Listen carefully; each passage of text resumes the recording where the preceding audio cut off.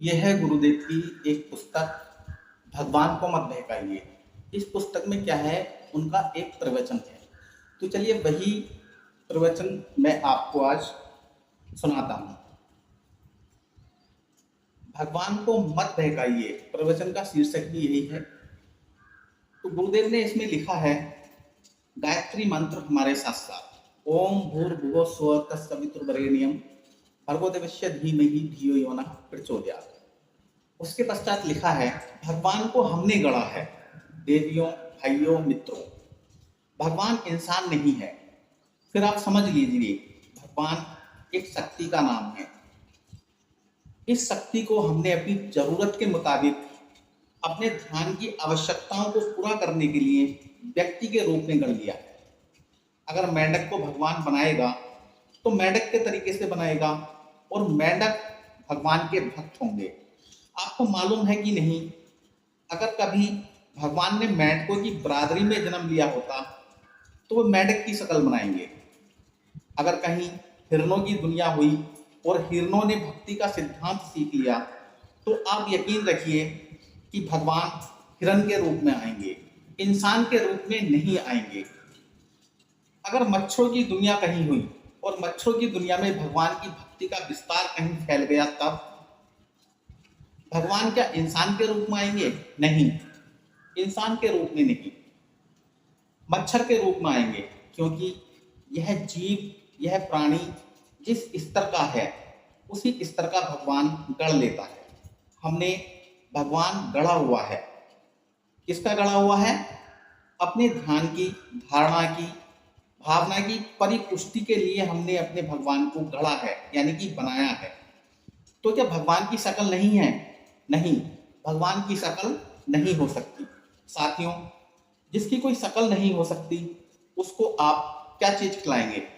अरे साहब, हम तो चंदन चढ़ाएंगे, अक्षत चढ़ाएंगे। क्या चढ़ाएंगे और कहाँ चढ़ाएंगे? चंदन चढ़ाने से, अक्षत चढ़ाने से, चीज खिलाने से, उसकी प्रशंसा करने से क्या वह प्रसन्न हो जाएगा? बेटे, ये चीजें बच्चों को शोभा देती हैं। नहीं साहब, हम अपनी प्रशंसा करेंगे, हम आपकी प्रशंसा करेंगे। प्रशंसा वाली बात से मुझे एक कहानी याद आ गई। गधा और ऊंट दोनों के ब्याह हुए। ऊंट के ब्याह में गधा गया। उसने कहा, अहो रूपम, अर्थात रूप तो आपका ही है, आपके बराबर सुंदर रूप तो और किसी का है ही नहीं। किसके रूप की बात हो रही है? ऊंट के। आपकी शक्ल भगवान ने जैसी बनाई है सो आप ही आप हैं। जब ऊंट गधे के ब्याह में गया तो उसने कहा, अहो ध्वनि, अर्थात आपकी जैसी ध्वनि तो बस कोयल की है, और एक आपकी। किसकी? गधे की। आपस की यह प्रशंसा किसकी है? आपकी।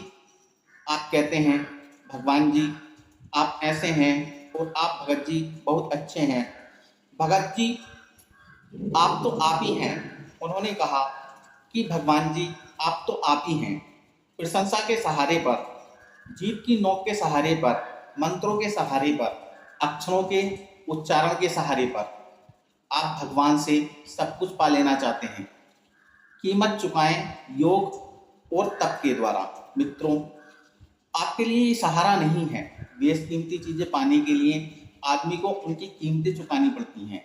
भक्ति के चमत्कार कभी आपने सुने हैं? आपने भक्ति के चमत्कार देखे हैं? न तो आपने देखे हैं और ना ही आपने सुने हैं। आपने तो सिर्फ कहानियां सुनी हैं। भक्ति के चमत्कार और भक्ति के सिद्धांत सुने हो तो आपको ध्यान करना पड़ेगा कि भक्त के जीवन में भक्ति जीवन का अंग होता है। भक्ति जीवन का अंग कैसे हो सकती है? कल मैं यह बात बता रहा था। व्यक्तित्व का संशोधन करने के लिए उसे दो काम करने पड़ते हैं। इसमें उसको 24 घंटे अपने आप अपनी धुलाई और धुनाई करनी पड़ती है। अपनी गंदगी को दूर करने के लिए अपने ऊपर डंडा लेकर वह इस कदर हावी हो जाता है। अपनी अवांछनीयता और अनिकता को दूर करने के लिए आदमी को इतना जागरूक, इतना सतर्क, इतना सहज रहना पड़ता है। तपश्चर्या इसी का नाम है। भगवान को पाने के लिए एक तरीके का नाम है। तप और दूसरा है योग। तप किसे कहते हैं? जीवन के संशोधन का नाम है तप, जो कल मैं आपको बता चुका हूँ। घुला देना अर्थात मिला देना, यही योग है। साथियों, कल मैं क्या कह रहा था? तप की व्याख्या कर रहा था। आज आप क्या कर रहे हैं? आज मैं योग की व्याख्या कर रहा हूँ, क्योंकि भगवान को पाने के लिए सिर्फ दो ही तरीके हैं, तीसरा तरीका आज तक नहीं हुआ है और न कभी हो सकता है। योग क्या होता है बेटे?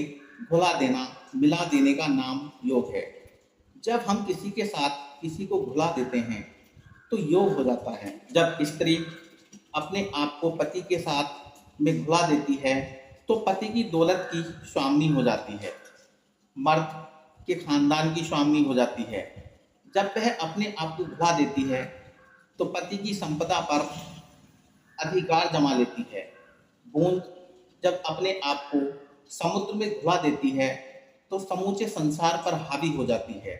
नाला अपने आप को नदी में घुला देता है तो नदी हो जाता है।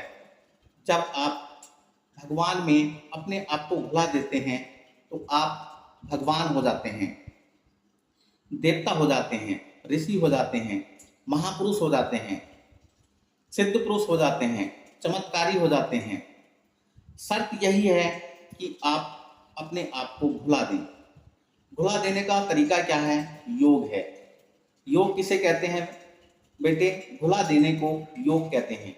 घुला देना किसे कहते हैं? घुला देना यह है कि आदमी अपनी हस्ती को भगवान के सुपुर्द कर देता है। सुपुर्द कर देने का मतलब वह नहीं है जो आप बार बार कहते रहते हैं। आपको एक दिन हमने ये कहते सुना था, सौंप दिया सब भार भगवान तुम्हारे हाथों में। अरे जालिम, अपनी जीभ बंद कर। क्या कह रहा है? इसका क्या अर्थ है? यह भी तुझे मालूम है कि नहीं? नहीं महाराज जी, भगवान को क्या अर्थ मालूम जो हम कह देंगे सो ही समझ जाएगा? नहीं बेटे, भगवान बहुत अक्लमंद आदमी है। जो आप जीभ से कहते हैं उसको वह नहीं समझता, जो आप दिल से कहते हैं, जो आपका ईमान कहता है वह उसे समझता है। आपकी जवान की कीमत क्या है? 2 कौड़ी की। साथियों, अभी बहुत सारा भाग है, एक वीडियो में मैं आपको नहीं सुना सकता, तो अगला भाग जरूर देखिए।